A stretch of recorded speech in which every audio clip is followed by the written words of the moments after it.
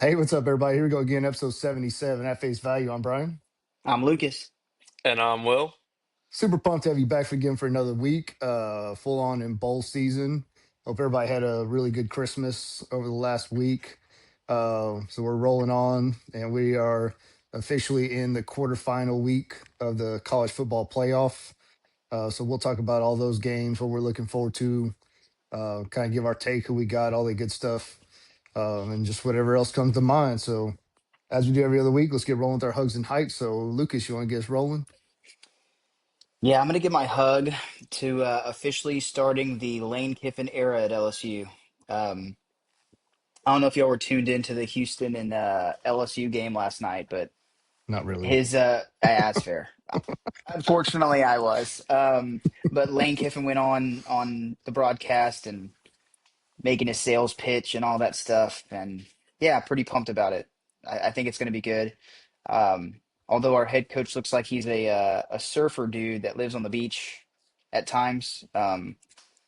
But no, Wasn't he? What wasn't he dressed like kind of how Matthew McConaughey dresses for Texas games? yes, he Yeah. was in a brown leather jacket. Yeah, he sure was. Um, but no, and LSU finally last night showed some signs of offense. They realized that Trades Green is a matchup nightmare for corners. Um, Two tutties, mossed a dude in the back of the end zone, one-handed snag. I'm hopeful that Lane Kiffin can figure out a way to make it work in his offense. I don't know if he's a prototypical like Lane Kiffin offense type of tight end or not, but surely you can find a way to make him uh, be a matchup problem for other teams. So yeah, just excited to get the ball rolling. December 2nd is when the portal officially opens too.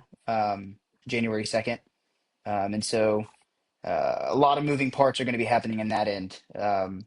We see a lot of mass exodus around this time of the year anyway. And I think this year is going to be even bigger than usual with all the coaching changes and that kind of stuff. So some stuff to keep an eye on for sure.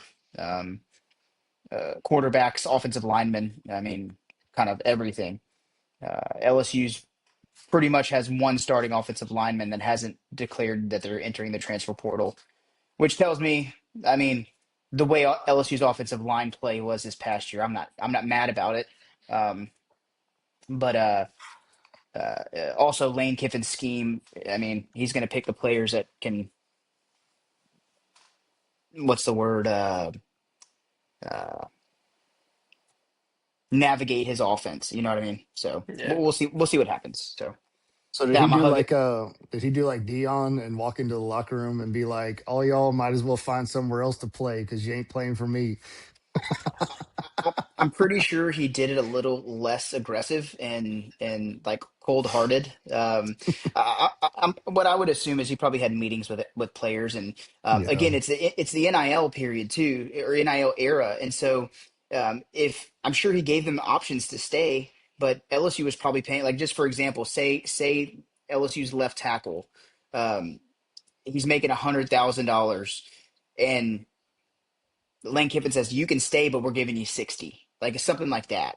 And they're like, mm, Yeah. well, I'm gonna go test the portal and see if I can get paid more, Yeah. um, because I guarantee you, trade as Green, whatever he was getting paid last year, they're going to be more than happy to pay that or more to keep for him on the sure. roster. So I mean, it's a budgeting thing, and whenever a new GM comes in, you have to evaluate all your players, see if they fit your system, and now roster management with NIL and payments. So I think that's part of it too. That people see all these guys jumping into transfer portals with new coaches. There's other things too, not just them leaving because coaches are coming in, but coaches telling them, hey, you could take this amount of money or go hit the portal, go test your luck elsewhere. And so I think there's two sides of it. When people see that, they're like, oh, they're jumping ship. They don't want to be there anymore. They don't want to be with Lane Kiffin. Well, sometimes Lane Kiffin doesn't want them there either, or the coach, whoever it is for that matter. So, For sure. so yeah. Well, Yeah. I'm torn between a couple different picks here for a hug. But I think I'm probably gonna go a little close to home here because he's come up on this podcast because Lucas thought he was getting him about 3, 4 weeks ago, probably. but Elijah Robinson's coming home. So hug to hug to Texas A&M for getting him back in the back in the maroon where he belonged. Super pumped that he's going to be on the staff again, especially with recruiting and what you just talked about, the portal coming up. I think that's a major hire for Elko and the staff to get some good pieces in there because that was what he was known for. His first stint at A&M was recruiting. The guys really wanted him to get a real shot at the head coaching job whenever that was going on. So I was very glad to see that he's coming back to Aggie land. So hug to A&M and Elijah Robinson for getting back where he belongs. I didn't even see that. I Dropped knew this he had, week. I knew he had multiple options that Unless were I got ball uh, sacked, I was so I not. saw it on I thought I saw it on A&M's football page, so I'm pretty sure it's legit. Yeah, So uh very glad to have him back because he had many options. He was deep in talks with LSU and one other school a few weeks back. So very glad that he found his way back home where he belongs. yeah. I think it was Nebraska, if I'm not mistaken, It was the was other place. Nebraska. Yeah, It was Nebraska. That is very correct. yeah. I think LSU ended up hiring South Carolina's defensive line coach. I think his last name is Lucas, actually. And there were a lot of thoughts that he was one of the major reasons why. Oh God, what's the defensive end from Dylan Stewart. Dylan Stewart? He was one of the major reasons Dylan Stewart ended up at South Carolina, and LSU and the fan base were pretty hopeful that since he came along, Dylan Stewart would hop in the portal. But yeah, Dylan Stewart pretty much reaffirmed that he's staying at South Carolina, which a lot of people, I mean, they thought Lenore Sellers was going to do the same. South Carolina is doing a pretty good job at retention, although they were pretty ass this year. So It's not the too sure. number on the check, boys. Well, yeah, but This LSU. is yeah. But again, I'm sure LSU had the chance to match.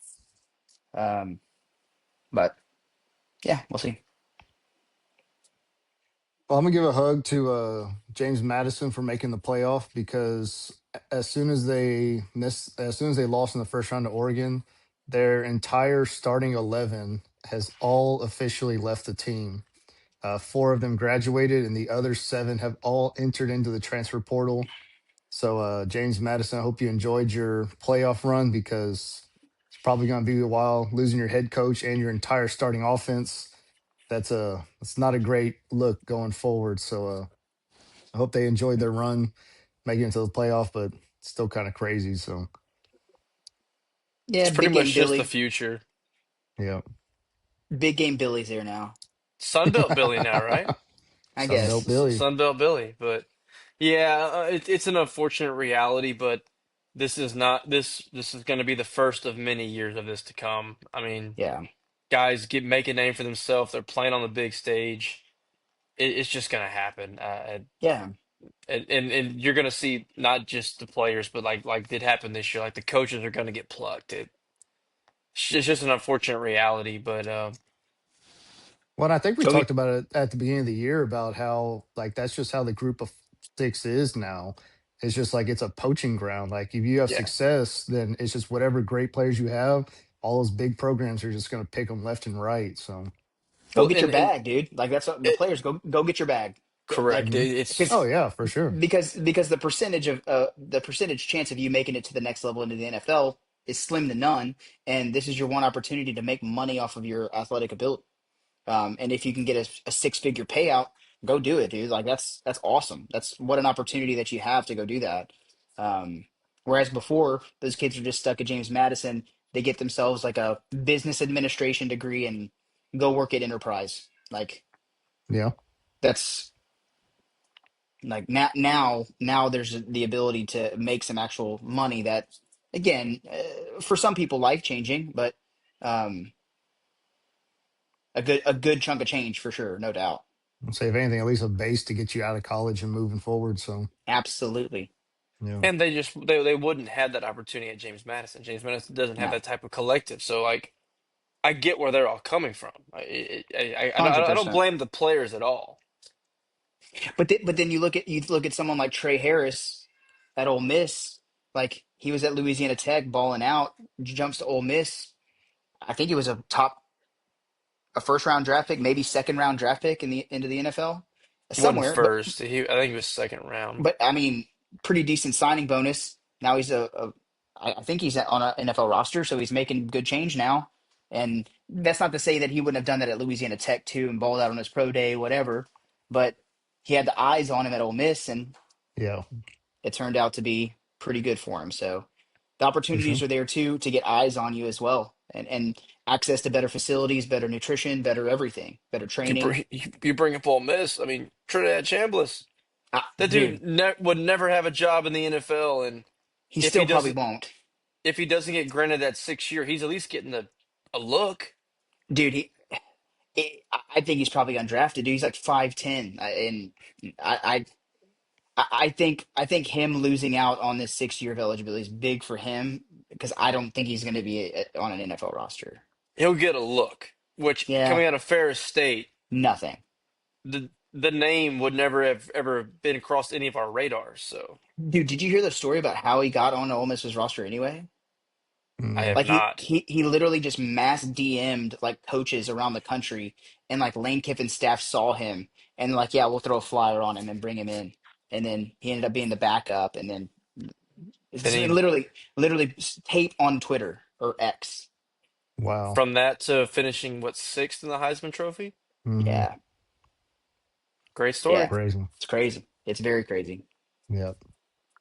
What about Hike Lucas? I'm gonna give my hype to the New Orleans Saints.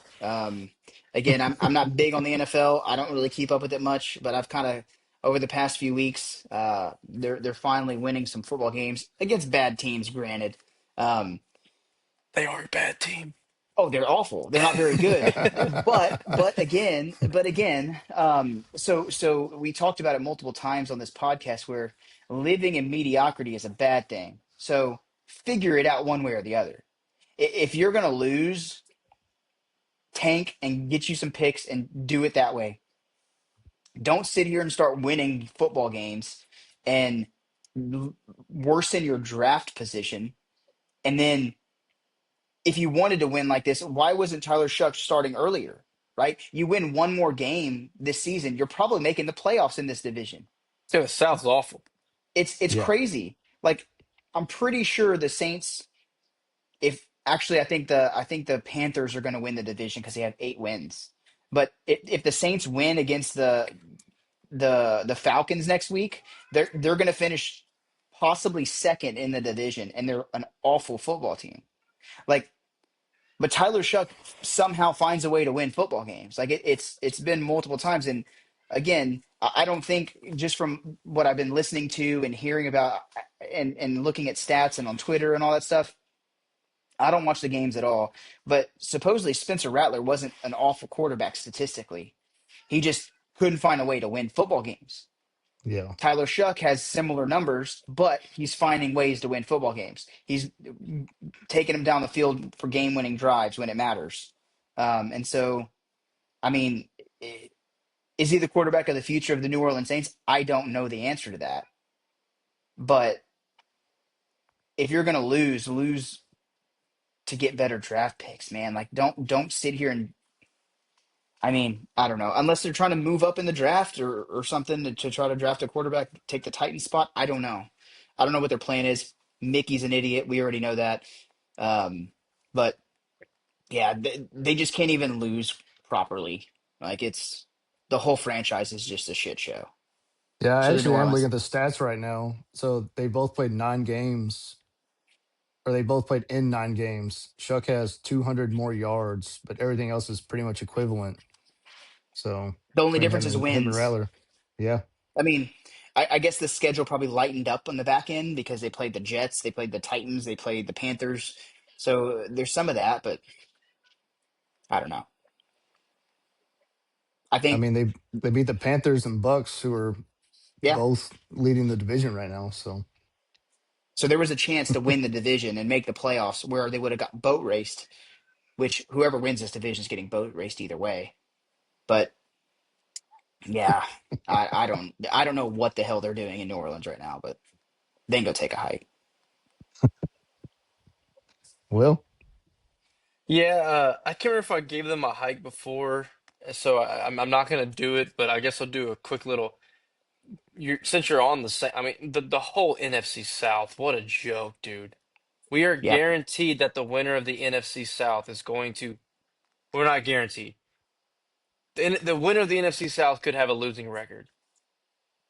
yeah, If the Bucks beat the Panthers next week, they're 8-9 and they win the South. yeah. What an absolute joke of a division.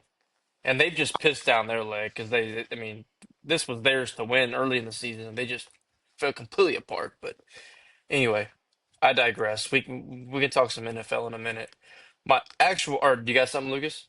I was just gonna say I compare the winner of the NFC South to James Madison and Tulane getting into the playoff this year. Like it's pretty much equivalent. Do they deserve to get in? Absolutely not. But is some team that has a better record and a better football team going to be left out because they have to let the NFC South in? Absolutely. For sure.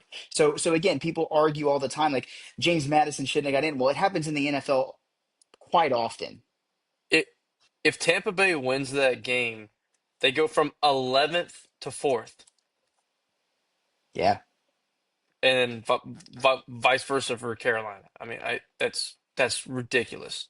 agreed. Uh, And but I don't hear NFL fans calling for change in the playoff formatting, which granted, I do agree that the college football needs to format change. Agreed, but I mean this happens all the time in the NFL. Like this is not the first time that this has happened. no, But it's on not. the other hand, the Saints, I forgot what year. This is back whenever I watched the NFL pretty religiously. The Saints went up to Seattle when they won their division and they had to play a road game. I think Seattle had a losing record and they beat the Saints. That was whenever I guess the beast mode run happened. Yeah. Yeah, And the Saints had no business losing that game, but things happen. Weird things happen sometimes. There's more parity in NFL, whatever. But again, there's going to be a team that's deserving of getting into the NFL playoffs that are not going to be because the NFC South is going to have to be represented. yeah, they're bad. Go ahead. Yeah. So the actual hike is the spine that the NCAA just refuses to have. Did y'all see that they are allowing a basketball player to go to Baylor and is immediately eligible after he was drafted in 2023? That's Yes. Like, wild. how does this organization even exist, fellas? The rules that we thought were just concrete cement in place, they just don't matter. He was the 31st pick in the 2023 draft. He has played in the G League, I mean, in the summer league. Let me get that straight. And he's played professionally in Europe, which that part's not a problem. We've seen plenty of that. Yeah. This man was drafted, and he is now immediately eligible to play for Baylor. Like this season? Yes, he's Oh immediately God. eligible. Wild. Yeah, and it's Make any of that make sense? and on top of that too, it's wild what cases they decide to sink their ship on. Because again, the Trinidad Chambliss thing, the waiver request that they put in, that was supposedly for like a medical red shirt because he couldn't play one of his years at Ferris State because he had like it was like tonsillitis or something where he couldn't breathe. Like he had to have like like supposedly he had to have a surgery to take out his tonsils, and he had respiratory issues where he couldn't breathe, so it affected his play time, and so where he couldn't play. Well, That I I that's I Go I ahead. read one of the years he played like the last game of the year. He'd only played 4 games one season, and then he played the last game of the year because somebody else was injured. So like they were trying to say that it was because of forces out of his control. Like he had to play because everybody else was hurt. So he would have had his redshirt year, but he had to play that No, fifth game. I think he did have a redshirt year. My understanding, he actually had a redshirt year, and then the following year, they're seeking like a medical waiver. Is what Okay, is what okay. my understanding of it is because I've been keeping up with it because obviously he's He's going to LSU. yes. And Yeah. so that's kind of like everybody in Baton Rouge is kind of keeping tabs on it. And the lawyer is like, we have no idea why they're denying this. They said they submitted like 91 pages of medical records to the NCAA about what happened during the whole process, and they're like, no. But the whole thing that's stopping this from happening is Ferris State is refusing to sign off on it because the college that he was at is having to sign off on it as well, and they won't do it, which could be a little sketchy to be like maybe he just wasn't good enough and someone beat him out and that's why he's not playing and was using this as an excuse, a medical reason as an excuse. I don't know, but there's obviously documentation about health care stuff. I don't know. But the NCAA is crazy for allowing this basketball player to play. That's this dude's what, 24, He's 23? tw- he's 21, Okay. but he's from Nigeria, so he's been playing professional basketball because they all start earlier on over there. Yeah. But which again, that part's not unprecedented. We've seen plenty of guys from Europe Yeah. play Euro League at Yeah. 16, 17, and then come to league. But For sure. to be drafted by a NBA franchise, play in the summer league, not make the roster, go back, and then now come to college. I mean, at this point, The same seriously, what the hell are we doing as the NCAA? Or what? They're just making shit up as they go. because would the same ruling be on baseball where if a guy gets drafted into the MLB, goes to spring training or Gets goes cut. to Or gets or not even gets cut or just goes to spring training is like I want to go back to college. Like are they going to allow that to happen? They should. I mean, they're. this case just set a precedent. I was just gonna say the same thing. Like this, that's absolutely gonna happen now, where these high school kids go to the draft, get drafted, doesn't work out. Oh, let me go back to college now Yeah. and try to get better. I mean, it's gonna it should open up a can of worms, and not even that part, but the whole thing in baseball where you have to wait 3 years to get drafted. Yeah. Well, I just had a breakout freshman year. Screw you, I'm going in. What's Yeah. the NCAA gonna do? They have no spine. They have no actual rules that they follow because you have sets of rules, and then they just break them whenever they want. But like you made your point earlier, it's like a case by case situation. They decide Yeah. when they want to do it, when they don't want to do it. I mean, I know we always use the term "wild wild west," but like this one to me was just actually crazy. Yeah. That a player that's been drafted by a professional team is now allowed back in college. Uh, we're getting a little bogged down on it, but yeah, NCAA and this whole ruling on Mr. James Najee, get the hell out of here with it. That's ludicrous. Yeah. Well, I have a little more subtler hike. Maybe it's just a personal beef, but the ESPN app can take a hike, dude. Like it's so they did a huge upgrade like a couple months ago, and ever since then, this has been the worst app I've ever. Like it freezes, won't scroll, can't click. Like I'm trying to follow some games around here, to see where we're at, and I can't even follow games just because like the app keeps freezing on me. I'm going to close it, reopen it. Just garbage, dude. The ESPN app, just take a hike. Like, Yeah, one of my coworkers, he checks the ESPN app, and dude, I just use Underdog. The betting yeah, apps, they're on the money, dude. As soon as the score happens, it pops up. And I was checking that one of the early bowl games while I was at work, and I was like, "Oh, dude, someone scored." He's like, "No, they didn't. My ESPN app doesn't show." I'm like, "Dude, that happened like 30 minutes ago. Like it was behind that far." yeah. It's crazy, and you would expect the worldwide leader in sports to to be on top of stuff, and I guess Mickey Mouse is cutting some corners over there and That's not what I'm about to say, funding. dude. I'm about to call Mickey and tell him he need to figure this stuff out because Yeah, dude. because like the only reason I follow the ESPN app usually is because like I want to see like okay where are they at on the field, this and that. But like you said, it'll be a full 3 minutes behind. Like today, I'm working out in the garage and I'm like checking the app, and it'll just freeze in one spot for 5 minutes, and then all of a sudden like somebody scored or something crazy's happened. I'm like, dude, come on, like it's not that hard. Just keep track of a game. Like, Dude, I would say Bleacher Report is pretty good about it. I used Bleacher Report a lot, like with hockey, when I was looking at mm. like shots on goal when I was betting it, and they were like almost live with shots on goal. So I've actually started using the Apple Sports app more often. That one's oh, pretty okay, good too. Yeah, yeah. the Apple Sports app, it's gotten pretty good. The only thing it does sometimes is the clock will just keep running even though it's not supposed to run. And so you'll Mm. think it's like 2 minutes and they'll jump back to four. So, it is what Will, it what's is. your app But of choice?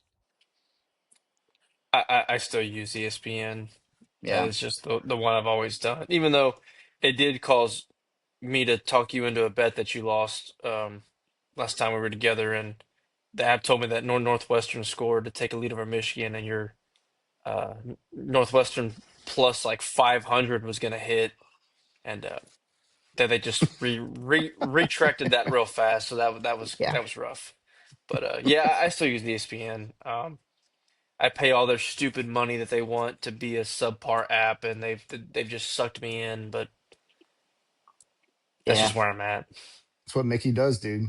He drags you to That's right, Disney dude. World. He drags you to the ESPN app. It's that That's right, damn dude. mouse, dude. He just keeps you coming. Goddamn mouse, just a goddamn mouse. That's all he is. Yeah, I've been to his house a few times with the kiddos. Oh yeah, I go to his clubhouse pretty often. Yeah, Not a sport one, which would make sense why it's not very up to date. yeah. All right. Well, let's get jumping. Let's jump into some NFL first. So we got one week left in the season. We talked about the AFC South. One division we did not talk about is the AFC North, which is also doing everything it can to not have a winner. So the Ravens got a big win yesterday over the Packers, and then all the Steelers had to do today was go into Cleveland and beat the Browns, and fell flat on their face, lost 13-6. So yeah, just brutal loss for them. Uh, Awful, awful loss. yeah, so just I bad on mean, that end. I mean, 6 points against the Browns. And like bad. even after the game, Miles Garrett came out and said like, "Hey, they were more worried about me trying to keep me from breaking the sack record than they were worried about winning the game." And he might be right, dude. 6 points against the Browns at this stage of the season is unbelievable. Um, but we should understand. I mean, if there's one thing we should all bet on is a Mike Tomlin team staying as close to 500 as they possibly can. And by God, they got there, and now they are just trying to just finish this season 9-8. That just wouldn't be a more fitting end to the season. So, 9 wins and a first round exit is what Mike Tomlin's best at. so the game next week is Pittsburgh against the Ravens, right? Yeah, for the division. Yep. For the division, yeah. Dang. Crazy game. Uh, Want to flip flop back to the other game Brian mentioned to me. Derrick Henry with a throwback performance at 31 years old just took the game over, Crazy. man. Against a Packers team that was playing well with Malik Willis at quarterback. So they needed all 200 plus yards, 36 carries, 4 tuds. Uh, unbelievable game. It's been Whenever off. your team definitely needs it the most. A lot of injuries. Lamar, rough season for him. Uh, so it'll be interesting. Great game to win the division. Gotta love the North finishing with a 9 or 10 win team to win the division, but yikes. And then they I guess they'll probably face the Texans. That's what it's looking like. Yeah, probably. I mean, the Jags have the Titans next week, I believe, to finish the Uh season. yes. Texans have the Colts. So they Me and should me and both my win. me and my brother will be at that game, so that'll be fun. But Yeah. Nice. yeah, they should both win, which means the Texans should end up as the 5 seed Five if that seed. happens, Yeah, because because they they beat the should have Chargers the yesterday. and they should have the What? head-to-head over the Bills as well. What? So Jacksonville's gonna win the South. If they Yeah. beat the Titans, yes. Wow. The two hottest teams, you want to say that by wins, are the Texans and the Jags. The Texans have won 8 in a row. The Jags have won 7 in a row. Hmm. Yeah. It's crazy. And with the Bills losing, which no one saw, but there was a legitimate chance it was going to be the Texans against the Jags in the first round. Be Really? Yeah, the Texans were going to finish as the 6 until the Bills fell flat at home today. So it would have been the 3-6 if they both would have won, and Texans would have had to go to Jacksonville with the two hottest teams in the sport playing off. But the Bills did not win at home, so the Texans are now the five.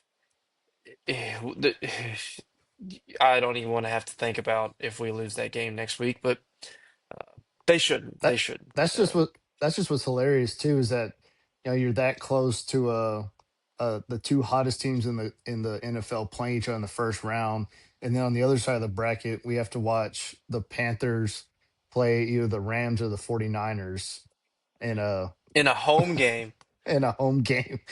Yeah, it's crazy. Just it's wild to imagine them. yeah. I mean, and I think we talked about it before, but maybe not as much again after this loss today, or but I still think I think the Bills are going to get a lot of love as being the favorites still to come out of the AFC even after this loss. They're probably going to be the seventh seed, Who they lose That's what to? the the Eagles Eagles. Yeah, well, They went for went for it on two. two. They went I for was two, actually yeah. surprised by that I because was very surprised. usually the rule of thumb is like, okay, you're on the road, you go for two. You're at home, you take the tie, go to overtime. But trying to go for the win there, I was kind of shocked by that. But I Yes, don't like know. they did that. I mean, I know the conditions were awful. It was raining the whole time. It was 35 degrees outside. It was Buffalo weather minus the snow, but probably worse. Just nasty, nasty, nasty. I'll say I'd rather play in the Uh, snow. correct. Yeah, it was bad, but I'm with you here, Brian. I was a little surprised that they went for two there, especially if they just drove the whole field to essentially tie the game Yeah, um, at home with the stakes what they were. Because now you're staring at having to go to New England, and yeah, which it's I guess they've tough. already won that game. So, but yeah, uh, yeah, it's gotten very interesting. It's also looking at this graphic. I mean, they're five, six, and seven are all 11-5, and then you got the freaking AFC North there sitting with 9 wins. But Well, that's what I was thinking. Is like the AFC side. I feel like is pretty wide open as far as who can actually win it. I mean, even the Chargers, like I mean, I know they didn't look as good yesterday, but they've been playing pretty well. I mean, outside the AFC North, I mean, I think there's a lot of teams in the AFC that could probably win the conference. I mean, on the NFC, I just wonder. I mean, like, dude, like Seattle sitting at the one seed right now is shocking to me at 13-3. Um, the Bears, I mean, I'm a little surprised, but I mean, I like I said last week, I think Ben Johnson is just a great coach because, like, again, look at what happened to the Lions. I mean, Dan Campbell trying to call plays because their offensive coordinator was horrible, and it didn't get any better. So, I mean, if you watch the downfall of the Lions and the uprise of the Bears, I mean, not to say that they can win it all this year, but at least they're on the right track now. It looks like. I But I mean, mean, I still think it's the Eagles probably to win it, possibly the Rams or 49ers, but I mean, it's pretty open. really, yeah, I would. I think the Eagles have been way too fraudulent to me to be considered real title threats again. I actually don't trust them at all. I I I think it's the NFC West conference Yeah. to lose, whether it's the 49. I mean, the game on the Well, hell, TV right now is I'll say hell, massive for they got three teams in the playoffs, so one of them's yeah, got to have a good shot. it, it, it's massive, but I don't trust Seattle. I mean, Sam Darnold's still your quarterback. We watched him engineer the Vikings last year to an amazing season just to have an absolute playoff dud of duds. I don't expect that to not happen again. I mean, he hasn't been a great quarterback his entire career. I just Well, trust the Rams and 49ers the most in the the NFC, one even though thing, they are the the five one and six thing, seed. the one thing I will say about Sam Darnold is last year we saw it coming because like the last 2 3 weeks of the season you just saw the regression and you just That's knew fair. like, oh, like, and but this year I mean, like, coming back against the Rams, putting up, getting those big touchdowns, big drives, I mean, it does seem like a different vibe than it did last year with with the Vikings. So it's not to say they're the favorites, but I do think that they're in a better position than the Vikings were last year. But I mean, the Rams playing well. I mean, you see the 49ers, Bears right now. Like you said, big time implications on both sides. So I don't know. It's gonna be interesting run for sure. But I feel bad for whichever team the Panthers have to face in the first round, whether it is the 49ers or the Rams. So Jeez, It's dude. in Charlotte though. Bryce Young gonna be running for his life. Yeah. Just y'all know he threw for 54 yards today. Yeah, dude. Dang, lighten it up. That I was that like, man I might be don't the quarterback of a playoff team. He threw for 54 yards today. I don't think Rico Dowdle's gonna be having a beast mode game, Lucas. So He did against the Cowboys. well, of course he did. Everybody did against the Cowboys. Brian, you say that it would be the most NFL thing ever It for the would. Absolutely. Panthers to win a home playoff game Yeah. after being one of the worst teams ever to sneak into the playoffs. Yes. Yeah. It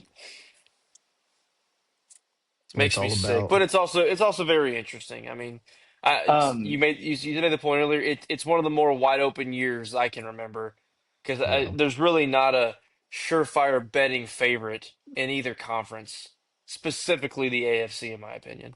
Yeah, for sure. but okay, so obviously there's two games that'll determine playoffs if the teams are getting in next week. That's the Ravens and the Steelers, and then the Panthers and the Bucks. The Bucks, I would assume, probably have a better shot at orchestrating an upset against the Rams or the 49ers or whoever they play, correct? Again, I don't know a lot about roster management and how what the rosters look like, but I would say Baker's probably a better shot than Bryce Young, surely. Talent wise, you are correct, but they have both just been playing awful football down the Well, stretch. yes. That like, yeah, but yes, talent wise on the teams, I would say the Bucks are better suited. Yeah. But Brian made the. I mean, neither one. Both these teams are actively trying to not win this division, Did and your one of the uh more did shocking finishes. did your boy go for 1,000 yards again this year, Will? No, Dang. he missed too many games, so the Yeah, I streak saw he is was going to injured. end. Yeah. I think I don't even think he's at 400. Oh, dang. He he missed 5 or 6 games, and yeah, What a tough what a injury st- what year. a streak for Mike Evans, Was it dude. That's 10 or 11 straight years? Second behind Jerry Rice. You're in any conversation with Jerry Rice. Pretty good you doing all company to right? be in.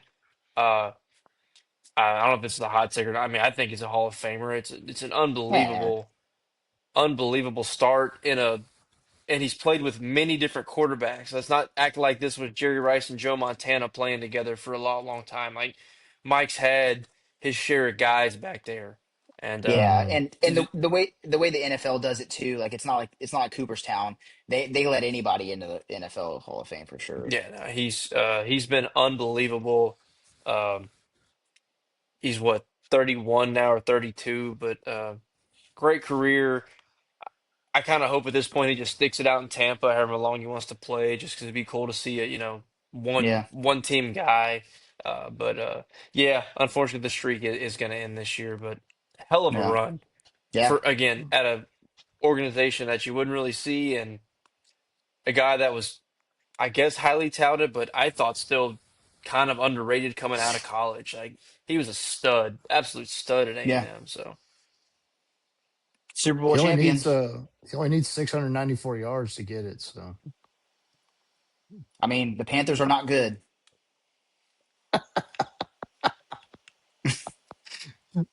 what Just do you think? yeah. To imagine, be dude. about 27 catches for not even like Six 30, fifty. 33 catches for 694 yards.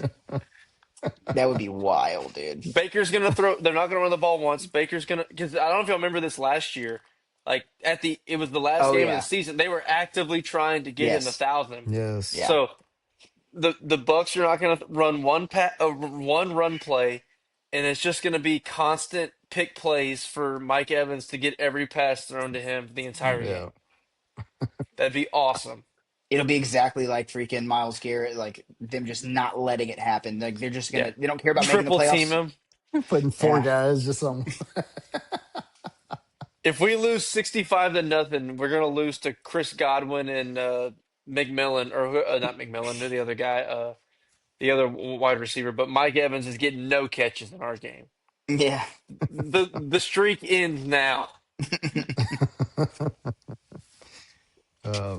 I saw a stat today too. It was talking about Sauce Gardner. So he got traded to the Colts, and they were talking about who would have thought that Sauce Gardner would go 1-7 with the Jets and then be 1-6 with the Colts now since he Mm, got there. Dude, Dude, yeah. that's the what's crazy. Colt The Colts gave up so many picks to be a contender this year, it immediately two fell off. Like, first, yeah, two first.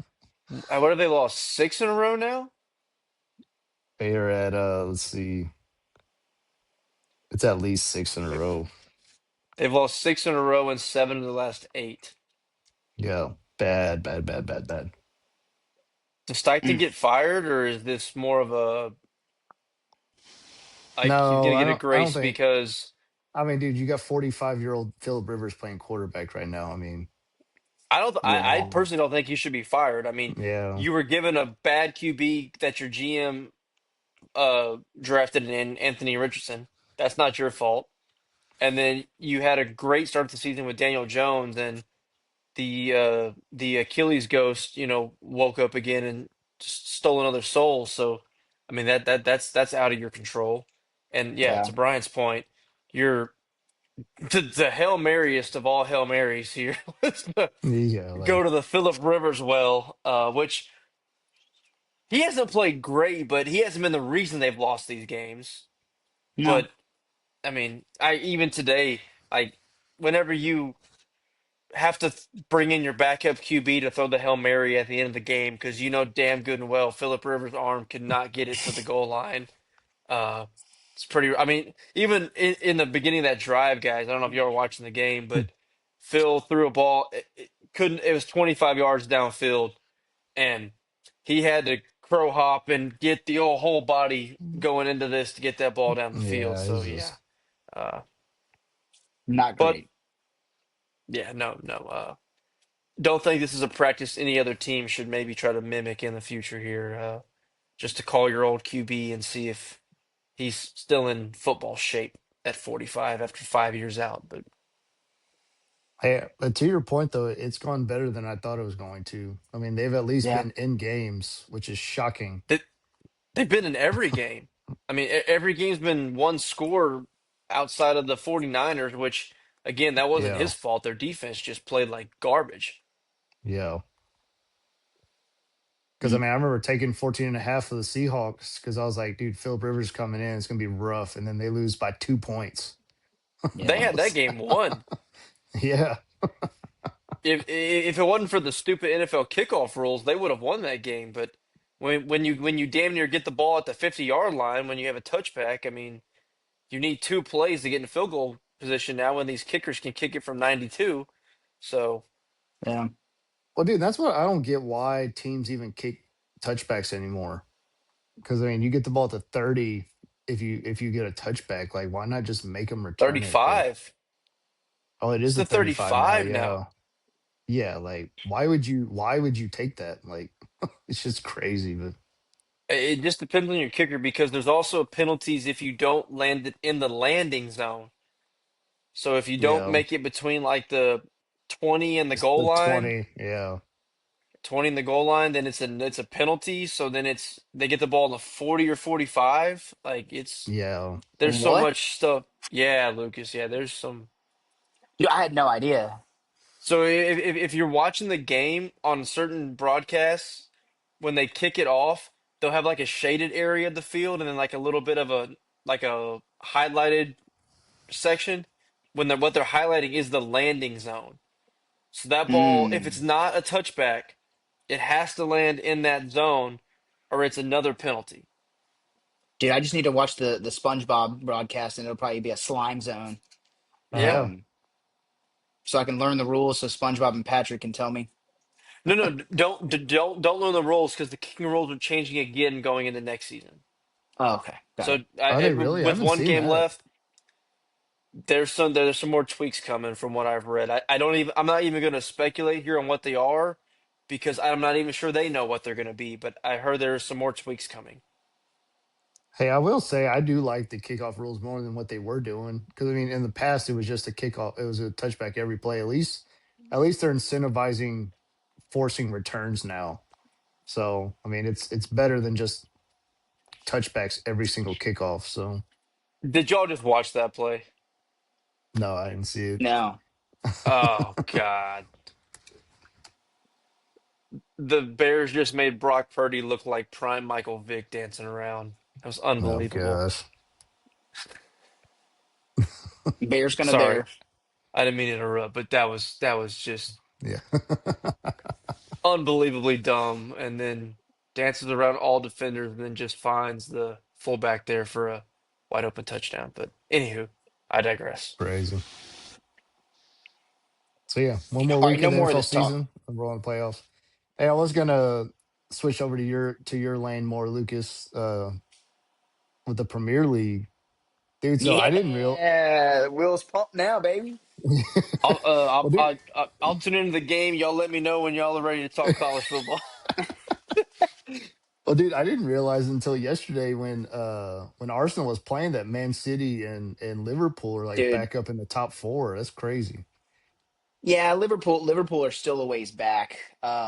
It's actually Aston Villa who just beat Chelsea. And Manchester City is right on Arsenal's tail. I think Arsenal has a two point lead. Yeah, 2 point. Um, I mean, we're still 10 points clear of Liverpool. Yeah, But I think it's a 4 point lead or 3 point lead over 3. Villa. So, um, Yeah, but again, in soccer, it's not as prevalent as like baseball, obviously, into analytics and stuff. Um, but Aston Villa is way, way, way um, outplaying their like projected points, right? So there's projected points where they do calculations and like goal scoring chances, like all this stuff, like XG, all that stuff. And Villa should not be third. I think they should be more around like 11 or something. It's kind of crazy. So they're outperforming pretty significantly. Um, and so I think it's a two horse race. I think it's going to be Arsenal and Manchester City. Hopefully, Arsenal can get some players back from injury because I mean we're still yes, decimated. Gabriel got on the field at the end of this game against Brighton this weekend, which was good to see. So hopefully, Gabriel and Saliba are at the back again. Calafiori, the left back, he got injured in pregame warmups. Jurian Timbers hurt, our right back, and Ben White, the other backup right back, was injured with a little hamstring nag. And so Declan Rice was having to play right back, who's arguably one of the best midfielders in the world. yeah. Um, has to move over to right back because of so many injuries, which sucks. Um, but honestly, man, yeah, Will. Um, but honestly, though, Arsenal just needs to figure out a way to put the ball in the back of the net, man. It's Yes. honestly becoming concerning. And obviously injuries. Kai Havertz has been out. Gabriel Jesus is back, which is nice. A good change of pace. But Victor Gyökeres, who we signed for however many million this offseason, who was scoring goals for fun in Portugal, just hasn't gotten off the mat yet, man. And we were hoping that's what we needed, and it just hasn't happened yet.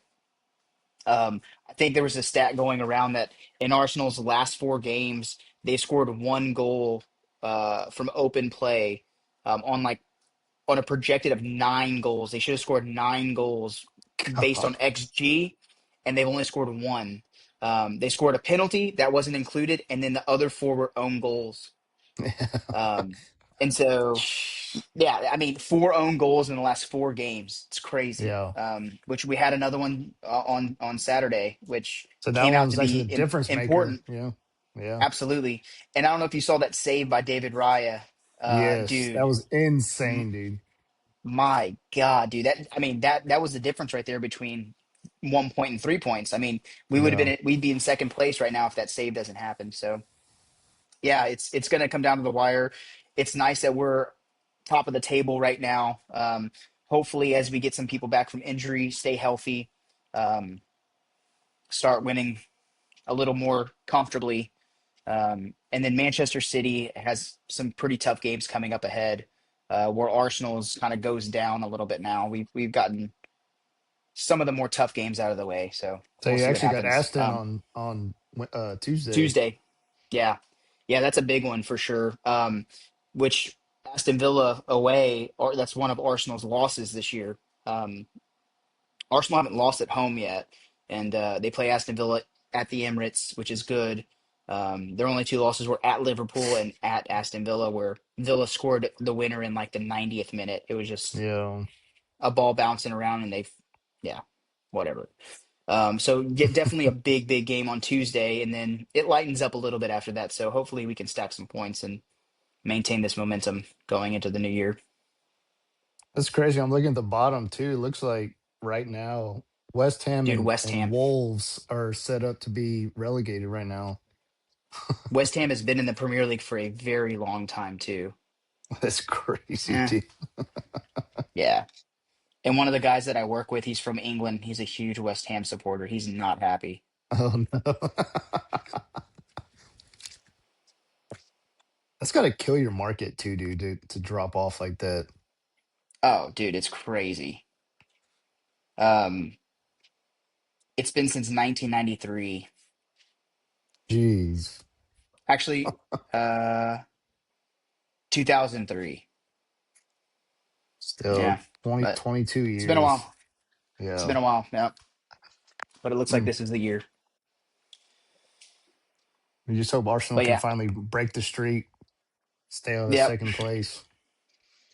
And then they played in the EFL Cup last week against Crystal Palace, and they had an own goal to go up 1-0, and then Crystal Palace equalized in the 90th minute and went to penalties, and Arsenal won in penalties on that Dude, too. So so I couldn't watch because we were in the back roads. But dude, I was just getting updates from the Foot Mob app, and it's just like yeah, Arsenal make, Palace make, Arsenal make. What was it? 9-8 was the final. Like, yeah, dude, it was like eight straight penalties made, dude. I was getting worried that it was going to come down to the freaking goalkeepers taking penalties, dude. That I would have been was wondering if that wild. was coming, dude. I was like, I know it's coming Yeah, soon. Like, so what do yeah. you do if it like has it ever gotten past that? Oh yeah, then it just Like, goes back around. oh, okay. I didn't know if it like went to the bench players and the managers or like how Nah, that worked. Or nah, no, watch Arteta get up there and get a nah. kick a penalty. Dude, Arteta would be awesome at it. Dude was a great soccer player. Yeah, that's crazy. So Yeah. how much longer is the season? It goes into like what, March? May. May. Golly, dude. Yeah, Such a dude. long Yeah. season. Yeah. May, and the Champions League final, I believe, is in the beginning of June. And then they have like a 2-week, 3-week break, and then it's the World Cup for a lot of these players. It Yeah. doesn't stop. Just And then nonstop. once the World Cup's over, then season starts in August. Man. It's crazy. Yeah. Just year round. Can't imagine why there's Yeah, always it's injuries happening. for sure. Like they just played literally on Saturday, 90 minutes. They get today off, tomorrow off, then back at it on Tuesday. Yep. Turn around, play on Tuesday. Jeez. Yeah. It's wild. Hey, it's the holidays. Let's see how many games we can fit in over a 3 week period. Dude, and this year's lighter. This year's lighter than it has been. Usually they stuff these games in like 3 a week. Jeez, man. It's I don't know how you crazy. do it. I'd be hurting after one a week, dude. Like playing 90 straight Yeah. minutes just up and down a field. Like Yeah. I'd be stuck in the bed. Yes. Oh Yeah. man. So we'll see how it plays out. Should be fun. I Yeah. know Will's pumped up. Yeah, I'm super excited. Can see it in the Dude, you should tune face. in on Tuesday, Can't wait to dude. see. Can't wait to see. 2:15. 2:15 on 215. Peacock. Just watch one, Will. Just watch one. See what happens. Uh-huh. Yeah. No, no, no. Stoked. Stoked, fellas. Honestly, for real, this summer we need to get together and watch the World Cup for sure. I'm down for that. Like that's what'll get you like your foot in the door of soccer. Like honestly, like the World Cup, I feel like gets everybody like in that mode. I feel like Brian, that's kind of what got you Well, into it a little bit. for me, it was we were in college and Jake had FIFA. and so then Oh we well, started yeah, playing FIFA all the time. And then yeah, yeah, then 2012 was the World Cup, and so that was the first time I actually watched it, and yeah, that's when we got out of the pool, and so that was a good one.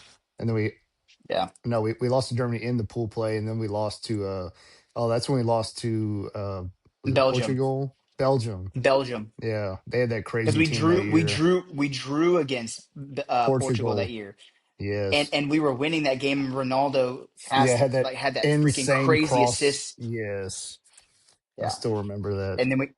and then but we lost to Belgium in extra time too, and freaking was it who had the freaking chance to win the game? Was that Oh, Yeah, dude, you're I right, don't. man. I remember it like it was yesterday. Who the hell was that? God, I just dude, remember that was I'm when telling you, Julian Will, Green was a striker, dude, and Julian like everybody's like it was Julian Green's Julian the next Green. guy. Yep. That's it. It was Julian Green. It was right before the game was going to end. He had a like almost a one on one with the keeper, and he freaking skied it over the bar, and then we ended up going in extra time and losing. That's what it Yeah. was. Yep. Will, I'm telling you, dude, this year, for the World Cup, we'll get together, we'll barbecue and watch the games. It's so much fun, dude. I'm ready. I Because I'm not going to the games because I'm not paying $2,000 a ticket to sit in the nosebleeds. I put in for the lottery. I didn't win any of them. So Yeah, me either. You you know don't what want to games travel are to affordable LA for is the opening one? oh, eh. Yeah. No, go ahead. Hmm. No, the What game? World Baseball Classic games are actually pretty affordable Oh yeah, that is coming up. in March in And Houston. The U.S. has a pretty good roster too. Yeah, Is it looking in Was it at tickets March? for Skeens and that. Skubal?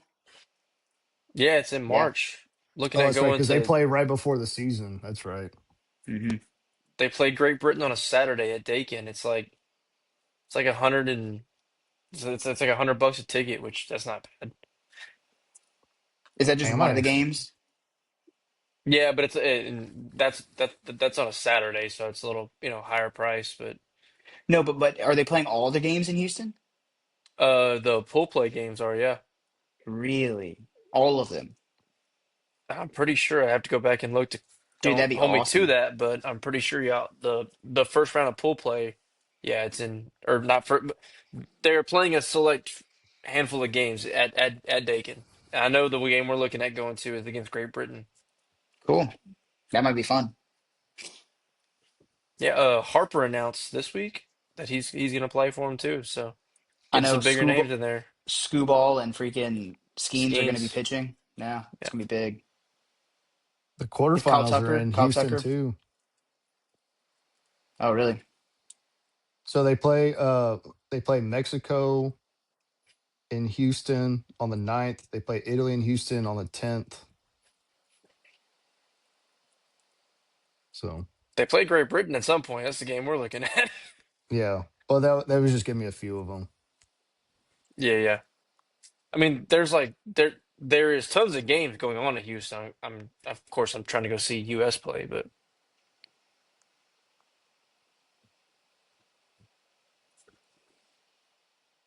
yeah. And the finals in Yeah, Miami. Damn. March Yeah, it's in 7th. Miami. Yeah, there you go, Brian. Yep. March So 7th. to March 7th, 9th, and 10th they play in Houston.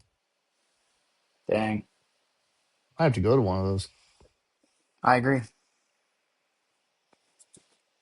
We're a USA soccer jersey there, dude. Be great. But I think Uh we have some more games coming up this week, huh? No, baseball? I don't know if I don't have anything else going on Yeah. in the world of sports. I mean, that's pretty much all I got, guys, unless y'all had something else. Nothing. Yeah, right. Like we could finish an episode under an hour. Yeah. Well, let's talk about some college football. So we do have some bowl games. Georgia Southern, Appalachian State open up tomorrow. Just kidding. Hell yeah, dude. Dude, I actually You didn't took look the at that words out of my game. mouth, Brian. Oh I actually my didn't look at that goodness. game because Georgia Southern 7.5 point favorites. So I was looking at it. Dude, Appalachian State, like their starting and backup quarterback are out. Like, dude, they all like their whole offense transferred already. Like Appalachian State. Yeah, but that doesn't matter because look at what happened with Pitt. Well, true. Like That was just a bowl games are quarterback just though. yeah. Bowl games are just freaking exhibitions, Stupid. dude. Yes, that. They're for Except the Pop Tarts degen Bowl. betters. Dude, Pop Yeah. Tarts yeah. Bowl is trying to hold bowl season together. On its It's own. awesome. On its own, like legitimately on its Yeah. own. It is great content comes out of the Pop Tarts Bowl, man. That's what they said, I dude. don't how the They say rest of it's these the people don't people's have national how to. championship. It really is. I mean, it was Yeah. unbelievable. And I mean, the football wasn't bad, for being honest. I mean, it was decent football. Plus all the side stuff going on is it's crazy how we went from historic Rose Bowl and Peach Bowl and Cotton Bowl that we're now succumb to the Pop Tarts Bowl. But Hell yeah, man. nonetheless, that's where we're at as far as insignificant games go. Yeah, but that's Uh, coming this week, isn't it? Yeah, but like it doesn't hold the same meaning to me like Yeah, it used to. Like that's it fair. meant something to go win the Rose Bowl if you didn't, or and sometimes that was the national title. But like if you didn't make Yeah. the national title game, if you go win the Rose Bowl, like that was still a program defining win. Like that, it Yeah. meant something. Now, if you go and play in the Rose Bowl, like you're playing the second round of the playoff. Like not really that Yeah. I important guess that's anymore. true. But I did see that the University of Texas is having open tryouts for running back this week if y'all want to go try out because they've had four running backs enter the should, transfer portal. yeah, they have nobody left, dude. This Yeah. transfer portal is Again, getting crazy. I wonder how much of that is Texas just didn't want to keep him, you know? And they're getting a new running backs coach coming in too. Um, Well, like the other ones so make sense, but like Wisner leaving, that actually surprised me because I mean, and maybe I think a big reason he's going to leave is probably partially because of the money, but also because like assuming Jaden Ball does come in, like then he's no longer the feature back. So I wonder if that yeah, played into it as well. but it's not like Texas doesn't have the money. Like, is Yeah, he going to go get paid more elsewhere? Like, I, I don't know. that's what I mean. All Is your backs leaving plus losing more at wideout, like that was a little concerning if I'm a Texas Wait, fan like that. wait, what was the other one? The Moore kid, what's his name? Uh shoot. I can't remember his first name. Dante Moore. DeAndre Moore. I'm saying I said Dante DeAndre Moore. Moore. Like DeAndre Moore. I mean, like they've lost Oh, some yeah. they've lost some I names on mean, the offensive side of the ball. but they also, I mean, if I had to, other than offensive line, if I had to nitpick one of Texas's groups that wasn't very good, it was their wide receivers. They dropped so many passes this year; it's wild. It's fair. Well, And Ryan Wingo's so, still playing, so yeah, yeah, that's wild. Um, it's but all yeah, right. I guess, Preseason Heisman favorite Arch Manning is still playing. So yeah. I mean, the way he ended the season, I mean, he's going to be the preseason next year for sure. There's no doubt yeah, about it. Rightfully so. I mean, yeah, look at what the top five, six players projected to win the Heisman this year just stunk. Yeah, and they're all Legitimately, gone. I mean, Sellers is back, yeah. Oh yeah, outside of but Sellers, yeah, yeah. Cl Marshall Klubnik. Reed staying. Anyway, so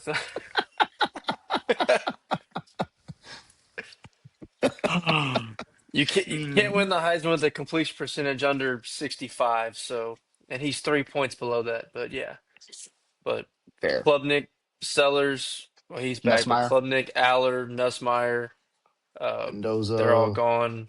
Pavia, I mean, all of Mendoza them. was not a Heisman favorite coming in though. Well, I'm just thinking like Yeah, but he was guys that like finished too. finalists. Oh, like finalists, Yeah. yeah. Even if we're talking about guys that went, yeah, Well, I mean, like if you look at preseason be a and whole bunch of new finalists, I mean, blood. they're all gone. Like I mean, Carson Julian Beck. I Sayin might mean, be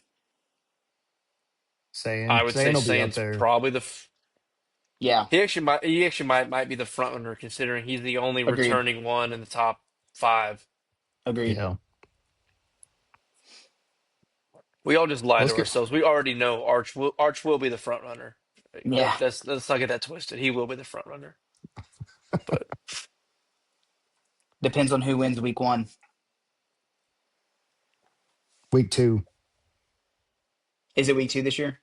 Yeah, Texas opens up with Texas State next year. So, Oh, that's right. You better watch yep, out. yep. It's a shame Texas is going to start off 0-1 again. That's right. nothing would make my life better. Gee. Yeah. Well, don't get your hopes up, buddy. Yeah, no. Um, Let's but talk yeah, some bowl games. games this weekend. Nobody cares about the bowl games. Are we talking about them? Are we doing it? No, I was just kidding. No, We'll I no. start didn't with watch a Georgia Southern and single one. Appalachian State then. Yeah, no, no, no. Let's go straight into the playoff. Yep. So we open up New Year's Eve at 6:30. We have Miami and Ohio State playing the Cotton Bowl in Dallas or Arlington, Texas. So Oh yeah, it's new. There's one game New Year's Eve. That's right. I yeah, and then forgot. 3 on New Year's Day. Yep. That's right. So should be a Mm, big game. A lot of people are saying it's going to be potentially be a very low scoring game, just yeah, based on the way Ohio State's offense has played and then the way Miami's defense has looked. Could definitely see and it vice being a versa. low. Yeah, for sure. So should be a low scoring game, I think. Of course, we'll take the under and they'll score 75 points. So Yeah, like LSU. I mean, I don't know. I am interested to see how Miami does in this game. I mean, I know a big part of their success against A&M was running the football. So I just wonder if they're going to be able to have any success against Ohio State if they are going to be able to run the ball, be able to throw it at all. What Beck's going to be able to do against that type of defense is obviously going to be a big telling point for sure.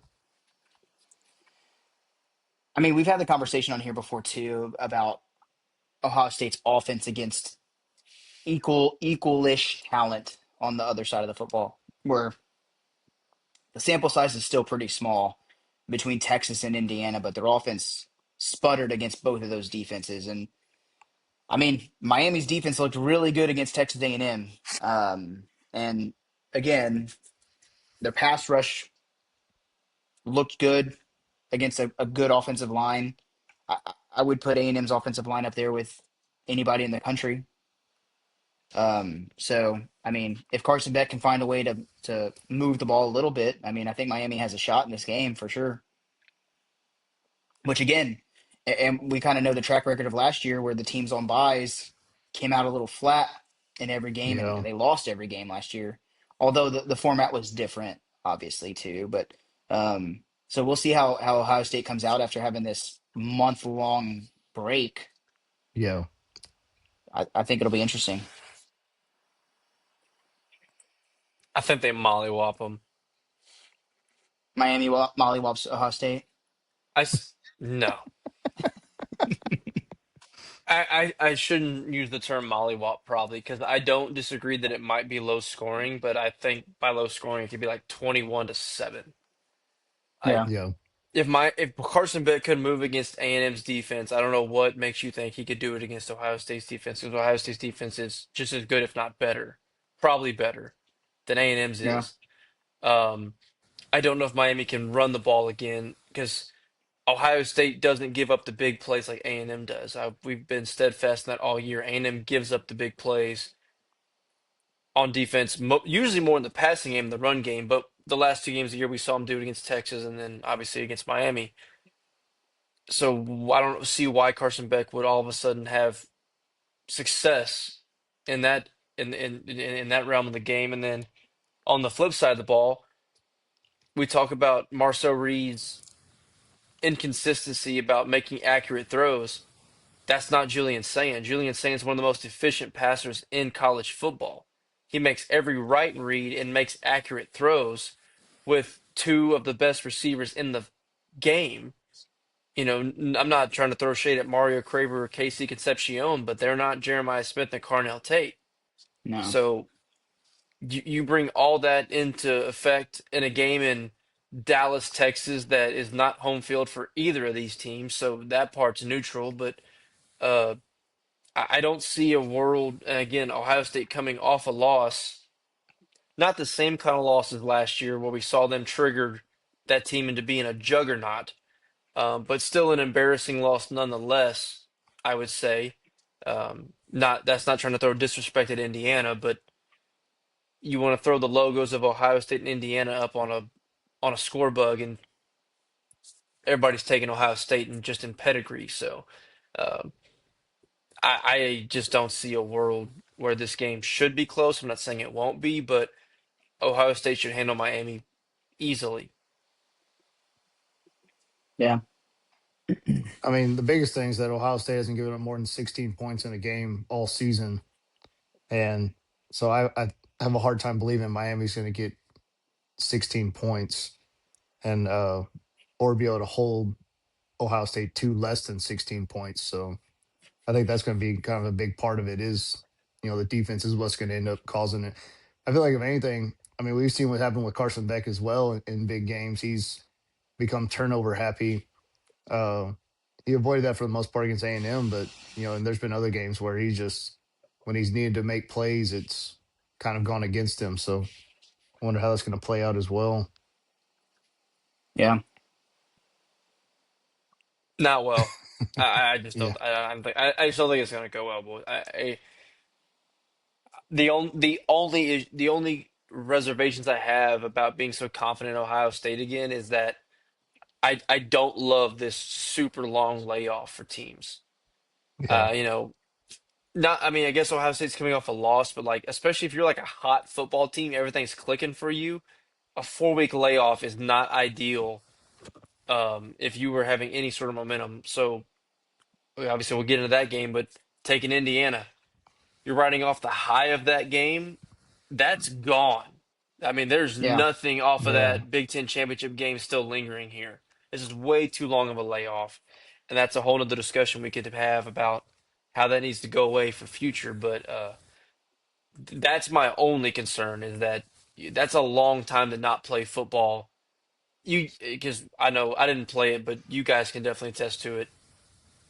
You can simulate all you want in a practice setting. There ain't you can't simulate what a game is like. So it's a very long layoff uh, in between games. So if there's any reason for me to doubt Ohio State, it's that and that only. Talent wise, field play, everything, coaching wise, everything leans Ohio State for me. Yeah. Yeah, for sure. So I think You we all taking know who we're seven and a taking in that half? game. It's at 9.5 now. Nah. Underdog has it at 7.5 for me. I mean, Yeah. probably Well, yeah. ESPN has nine and a Even though half. they, even though I thought 3.5 against Indiana was the most slam dunk bet I've ever bet in my life, and what the hell do I know? ESPN still loading the odds. It's probably not wrong. Oh man. Well, let's roll into New Year's Day. I know this is the game that I'm most looking forward to is Oregon and Texas Tech. I think this is going to be a really good game. Two good teams coming in, two high-powered offenses, two good defenses. I mean, I could see this being just an absolute dogfight from the beginning. I think again, it's just going to depend on how Tech does deal with that month-long layoff, like Will said. Because I mean, Oregon. I mean, obviously coming off that win against James Madison. I mean, really only played a half of football, cruised through the second half, um, but at least still getting to play a game in there in between. So, uh, big time game there. I mean, just really, I think this will be the a real test to see where Texas Tech's defense really is against guys that like these high powered athletes that Oregon's going to be bringing into town to really see where they're both at. So I'm excited to watch it. Yeah. We've kind of talked about this angle as well of Oregon having to go all the way to Miami to play this game as well. I think that's an underrated little angle on this game. I'm sure they've been in Miami for the past few days already just to get acclimated. I would assume. I would hope. Um, but again, it's still super early on West Coast time. I'm not going to get into the time zone thing again, um, but I think Texas Tech has a good shot at winning this game too, man. I don't know what the line's at the moment, but um, Oregon two One and a and a half see. right half, now. right? I see Oh three. wow. I have 3.5. Oregon 3.5 is at plus 122, but I mean it's relatively a pick 'em. I mean Texas Tech is plus 100, Oregon's minus 127, Yeah, and I think that's probably about right. I mean Texas Tech has looked dominant all year. The one loss that they have, they played a true freshman quarterback. We all know, and every other game they've won by 20. Is that what it was? Like the stat at that we least we threw out? 22. Yeah, Yeah, it's something crazy, and again, I don't think Texas Tech has played an offense like Oregon's yet, but they've had 4 weeks to game plan for it. So hopefully they figure something out. What were y'all's thoughts on Dan Lanning? I don't know if y'all saw his comments where he was talking mm, about how they should be playing this game in Lubbock instead of Miami. He came out and said he's like, we should not be going to Florida. We should be playing this game in Lubbock. I thought that really. was interesting. Which, yeah, that the Well, and opposing that coach wants to go in a road environment for a playoff game. well, I think that, and then also like it would make more sense to me for the top four seeds to play the home game. Like you play a neutral Yeah, site round one, and then you play home game round two. That would make more sense to me than the yeah. format it's at right now. But Yeah, but then it goes against the whole tradition thing of like, oh, the Rose Bowl parade on New Year's Day, like all that stuff. So that's guaranteed why it's still being played on that day. Um, yeah, but I get I all mean, if you, that part, but I think Dan's right. I mean, yeah, what reward are you really getting?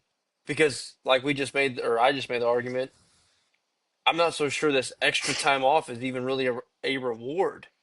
I mean, unless you have one of your star players is significantly injured and he needed that extra week to get back healthy, to, to me, man, it's a disservice to the rest of the team. So, what reward are you really getting here? There really isn't one, yeah, in my opinion. So, uh, I don't hate that take at all. I mean, if I'm him, does he really believe he wants to go play in Lubbock as compared to a neutral site? No, but I would love for it to be that way, yeah, and I think it should be that way. But I mean, I guess good for him for putting that out there. But there's not a world he actually wants to do that. yeah. no, Um, I mean, we've talked about it. We don't have to harp on it for too long, but I mean, if you go to a 16-team playoff, this whole thing, the layoff goes away. All the top seeds get a home game, and then it goes into this bowl games.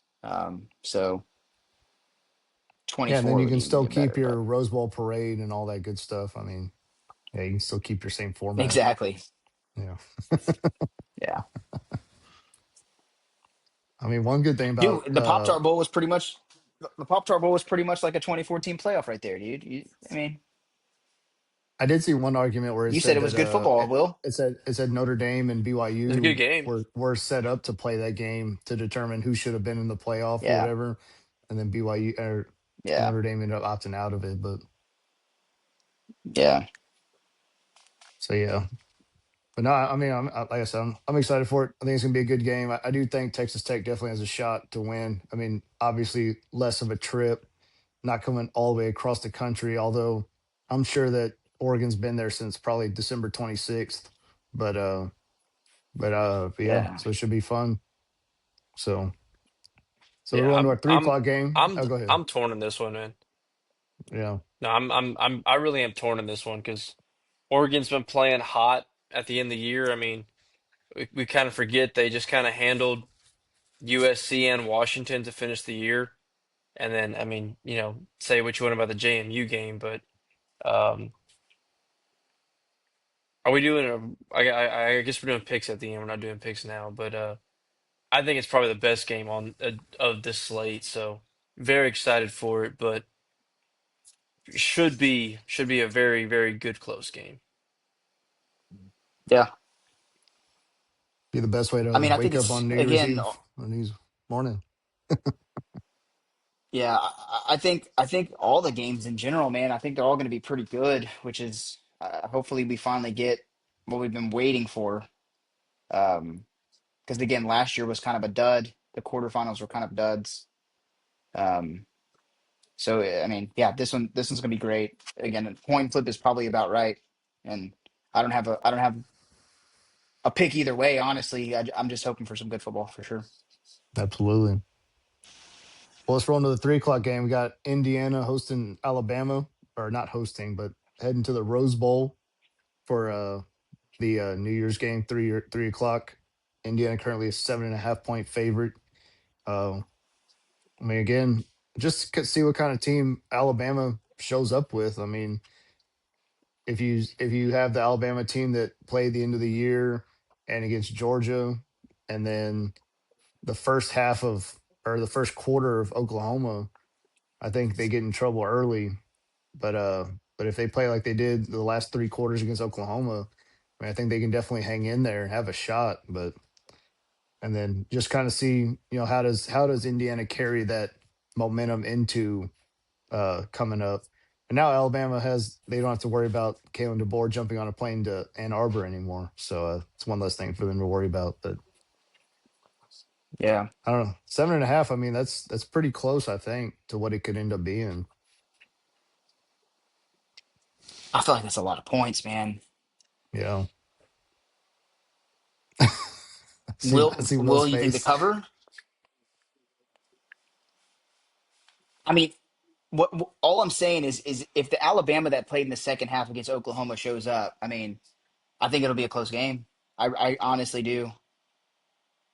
It's way more points than I thought they'd put on this game. I thought this game would be more of like a 3.5 to Four four and and a a half. half Same. Yeah. at this game. I'm shocked, but as I go through it and really think about it, I don't know if I should be. I mean, Oklahoma did everything again to lose that game. They put Alabama in good field position, timely turnovers, bad offense, which we knew. Indiana doesn't have any of those things. Um, so this is also maybe just a lot of credit to the Indiana over the Ohio State win. Um, but I'm with you, Lucas. I think it's a lot of points and the most disrespect they've given to Bama in a long time. Yeah. So I can see this game going so many different ways. It really does depend, back to Brian's point, which Bama wants to show up and play this football game. Uh, Because what I was going to say too is, um, if Indiana loses the Big Ten championship, this probably is 4.5, 3.5, 4.5. I think it's I at would agree seven and with a half that. because they ended up winning the football game against Ohio State. Hmm. Um, but I mean, Will, you took Ohio State and you murdered that line, or you hammered that line pretty hard at Ohio State winning and covering. So Indiana can hang with anybody in the country for sure. And obviously we know Alabama has talent on their roster. Um, but offensively, I just don't know how Alabama's going to come out. They can't run the football, which has been the problem the entire time. Yeah. Um, which is going to make Ty Simpson have to throw the ball, which we've seen hit or miss with that. Um, so yeah, I You- mean 7.5 is a lot of points, but would I be surprised if Indiana covers? No, but it just again, like you said, it's shocking to see an Alabama as an underdog by that many points Well, over the course of the last 20 years. and there's also a stat here, guys, that I saw, and I've been quiet here for a second because I was trying to go back and verify it by looking at games. But obviously, we know Fernando Mendoza won the Heisman. Indiana's undefeated. Um, he threw for 33 touchdowns and 6 INTs. Do y'all know his stats which obviously they won all the games, but in the games against, I'll lay them out: Ohio State, Penn State, Oregon, Iowa, and Michigan State. No, not Michigan State. Take that one out. Every other team I said. Do you know his touchdown to interception ratio against the only good teams they've played? I mean, I cheated, so I Seven to know, but four. 7 to 4. It's Seven close. You're 7 TDs to 4 picks. so of he had 33 touchdowns in the season. He threw 27 against lesser opponents. In the big games, he has 6 touchdowns and 5 interceptions. Yeah, And uncoincidentally, every single one of those games are one score games outside of Oregon. There was a 10-point game, but yeah, which that's a little concerning. I mean, Bama's still a good football team. So, um, yeah, the Heisman Trophy winner, call them what you want, but when you have 27 touchdowns of your 33 are against, again, don't get me wrong, that they won the games and he deserves credit for it. But when you deep dive in the numbers, it wasn't like he was just out there dicing these teams up. It was a no, struggle. and that goes to the point too. I mean, Alabama. Say what you want, they've been pretty bad down the stretch, other than uh, that half against Georgia, and then they routed off all those ranked wins. The second half against Oklahoma looked better, but if Indiana shows up like they did in Happy Valley, I mean, Alabama could absolutely win this game because I think Alabama's more talented than Penn State was over the course of the season, as we know. So again, you just don't know who's going to show up, and not to harp on it too much, but the layoff.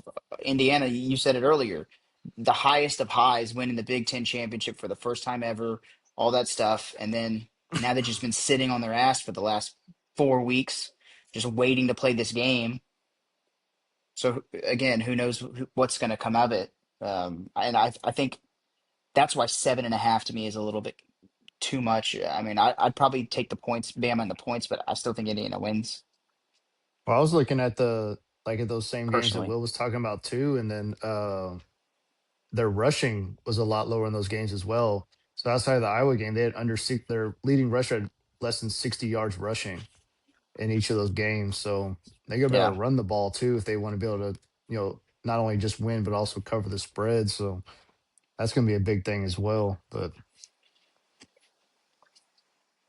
And Alabama has been a little bit suspect to running quarterbacks as well. And Mendoza can't is not dynamic with his feet either. no, Whenever I mean the first game of the season against Florida State, um, what's the kid's name? Castellanos. Castellanos. Castellanos. Like they rushed for like 250 yards against Alabama, and he had like 110 of them. And Indiana just doesn't do that. So it'll be interesting. I'm with you. I think after we've talked this through, I'm probably going to take Bam in the points. Um, If you're giving me 7.5, I mean, they can still I lose think by you a almost, touchdown and I win. I mean, yeah, sure. Seven in the hook. Yeah, you almost have to here. yeah. It's But tight. hopefully it's a good game, dude. Hopefully it's a good game, and it's all of these matchups are heading towards being good football games, which is what we want. Yeah. Yeah, yeah. But I do think so. The Just going problem to the is we've last already one. seen the next Go one. ahead. Yeah, Yeah, true. I was going to say the next one, talking about potential home games. I mean, this is about as close to a home game as Georgia's going to get playing the Sugar Bowl against Ole Miss. Georgia, obviously, one of the hottest teams in the country right now.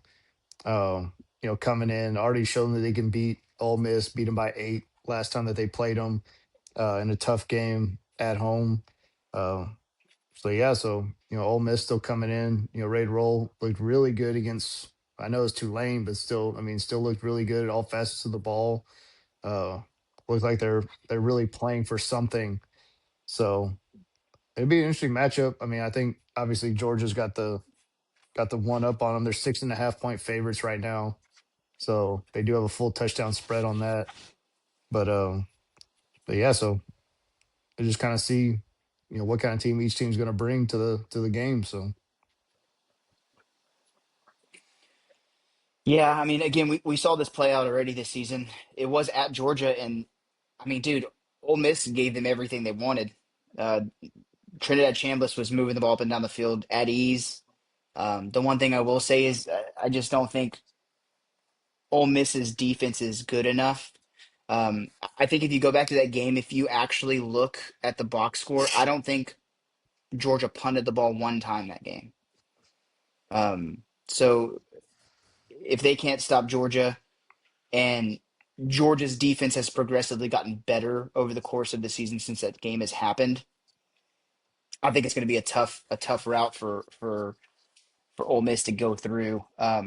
You mentioned home game for Georgia. I mean, Oxford isn't that far from New Orleans either, so I could see this being a 50-50 split here um, with Atlanta. fans. But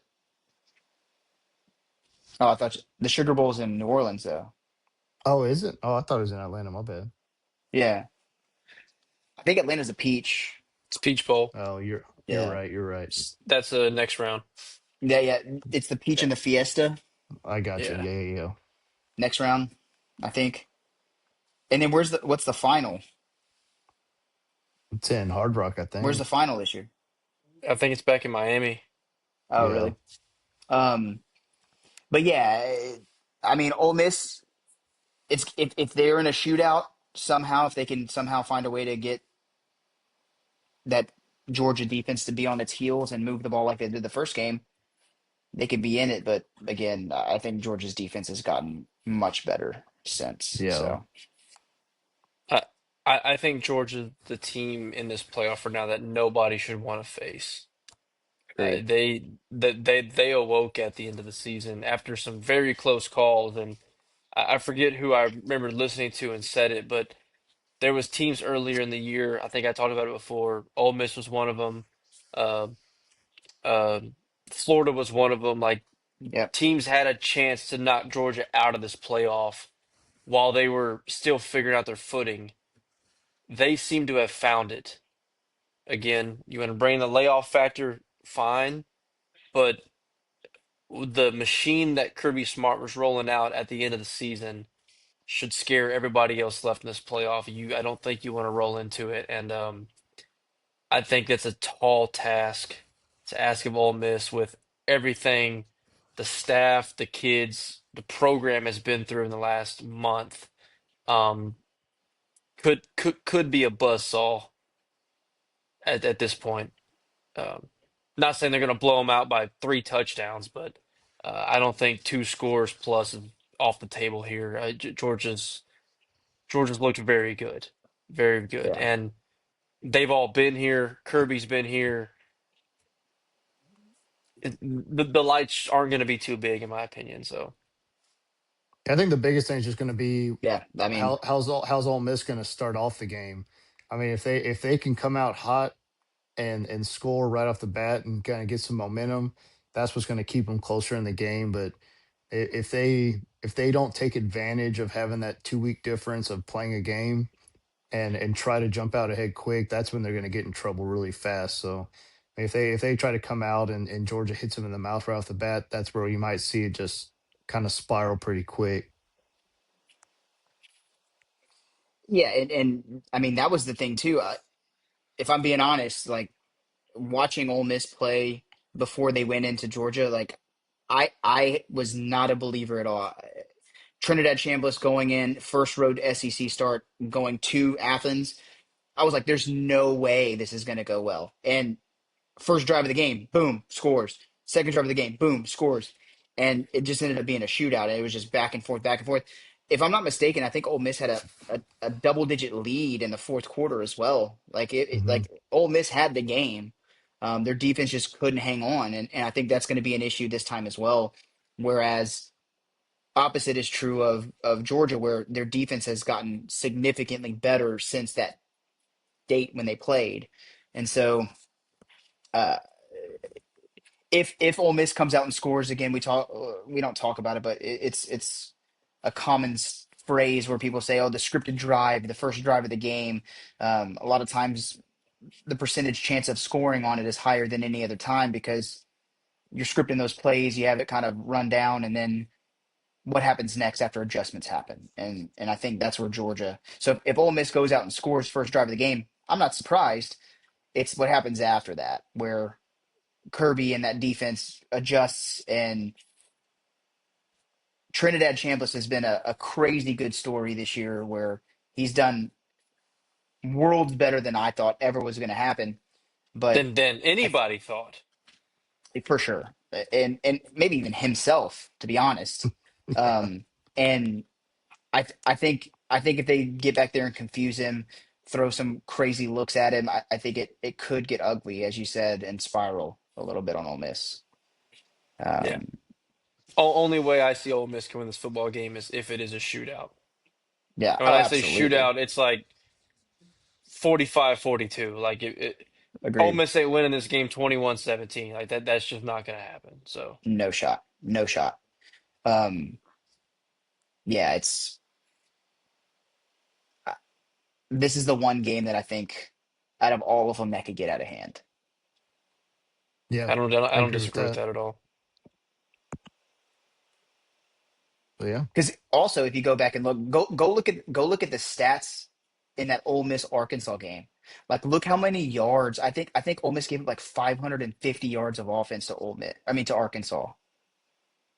And Arkansas is a great offense. Like Taylor Green's legit, but Arkansas really like Georgia's gonna have dudes up and down that lineup. I think it's yeah, gonna be tough sledding. 530 yards. Yeah. So. But We'll again, I'm see. hoping for a good game. I would love to see a shootout. I'd love to see that 45-42 game. That'd be awesome to end the nightcap. I'm just excited to watch meaningful football again after watching these dumpster fire bowl games the last several days. Agreed. Agreed. That is correct. Yeah. And the more of those kind of games meaningful we get, the better. 24 teams, let's freaking do it. The committee watches our podcast, so I mean they're listening. Uh, Obviously.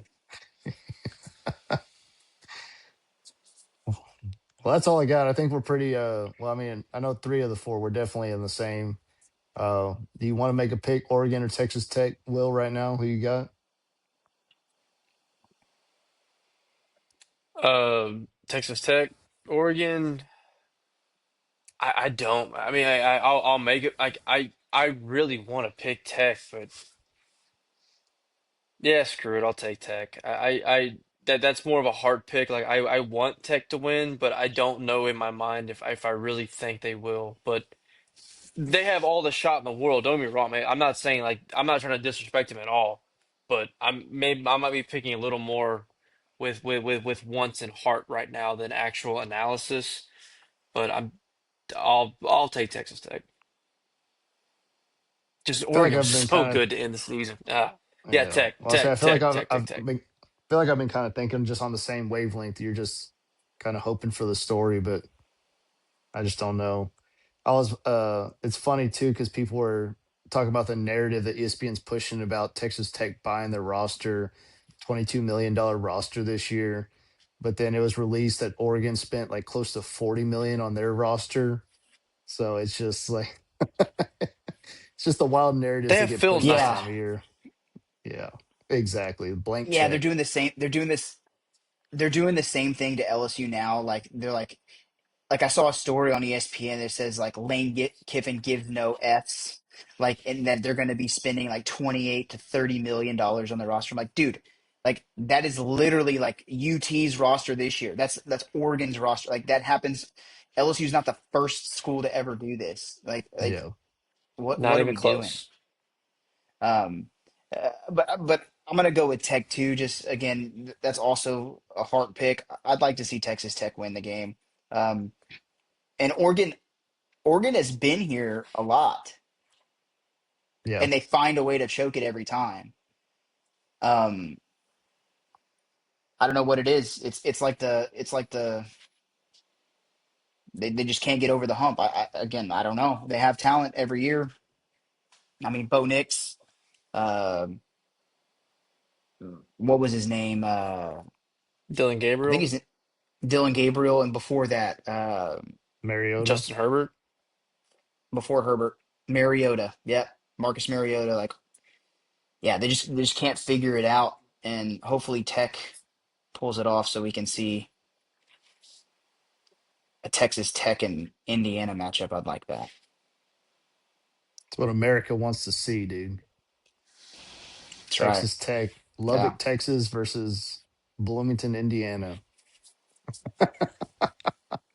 dude, that would mean that every single school would be red That would be if it all crazy. plays out like we're talking. Yeah. If it Yeah, goes chalk, yeah. If it goes chalk, it sure would. Not even chalk. I mean, I guess Indiana, Alabama, both schools have red in them, so that's true. that one's already guaranteed. Yeah, Yeah, we don't need any highlighter yellow ducks. no, no, but Oh yeah, man. Well, that's all I've got, guys.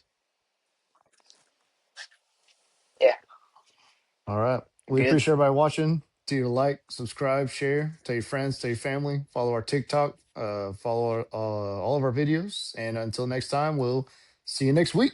Happy New Year. See ya.